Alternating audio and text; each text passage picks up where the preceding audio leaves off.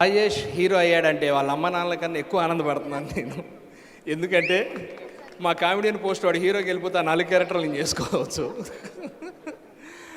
ఈ నాయకి సినిమా గోవర్ధన్ గారు రెండో సినిమా, కానీ యాక్చువల్గా ఇది డెబ్యూ సినిమా లాగా భావించాలి. ఎందుకంటే అప్పుడు వచ్చింది అవకాశం. ఇప్పుడు హిట్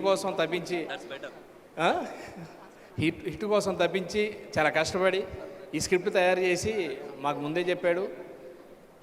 అప్పటికి ఇంకా త్రిష గారికి మీకు చెప్పలేదు మేడం, అయినా కానీ రాజేష్ హీరో ఈ సినిమాకి ఎవరున్నా లేకపోయినా అన్నారు. అప్పుడు రాజేష్ గారు నేను హీరో అయ్యారా, నా పక్కన ఎవరు చేస్తారో అదృష్టవంతులు అనేటోడు సరదాగా. ఒకరోజు సడన్గా త్రిష గారు రాగానే బావా కొంచెం భయం వేస్తుంది ఏంది అన్నాడు. నువ్వేం భయపడక, నీకేం టెన్షన్ లేదురా, నువ్వు అందగాడివి బేసిక్గా, నువ్వు చాలా బాగుంటావు కాబట్టి. నిజంగా అండి, షూటింగ్కి వచ్చినా కానీ ఇన్షర్ట్ చేసి ఆ కలర్ షూ చాలా డీసెంట్గా.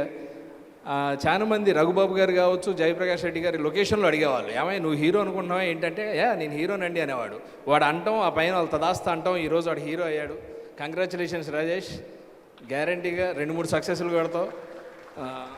ఈ సినిమా గురించి చాలా మాట్లాడాలనుకున్నాను. కుంచెరఘు గారు, మ్యూజిక్ డైరెక్టర్ కుంచెరఘు గారు నన్ను పూరి జగన్నాథ్ గారికి 2001లో తీసుకెళ్ళి పరిచయం చేసి, అన్నయ్య వీడు కొంచెం టాలెంట్ ఉంది అంటే ఆ 7వ పేరు ఈడియట్లో రాశారు.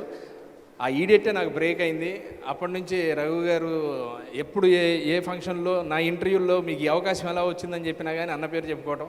థ్యాంక్ యూ అన్న. వన్ సెకండ్ జనాల ముందు మీకు థ్యాంక్స్ చెప్తున్నాను. మళ్ళీ గిరిధర్ గారి గురించి చెప్పడానికి నాకు పెద్ద తెలియదు, ఎందుకంటే నాకు వేషమీ లేదు. ఆయన 2 సినిమాలు చేశారు, నేను యాక్ట్ చేయలేదు ఆయన సినిమాల్లో.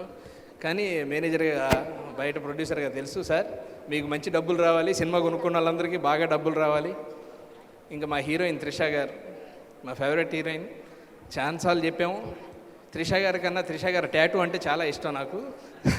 థ్యాంక్ యూ అండి, థ్యాంక్ యూ వెరీ మచ్. ఎదుటోడితో పెట్టుకోవాలంటే ఉండాల్సింది బ్రాండ్ కాదు, ఇక్కడ దమ్ము టన్నులు ఉంది. ఇంకా చూస్తావా?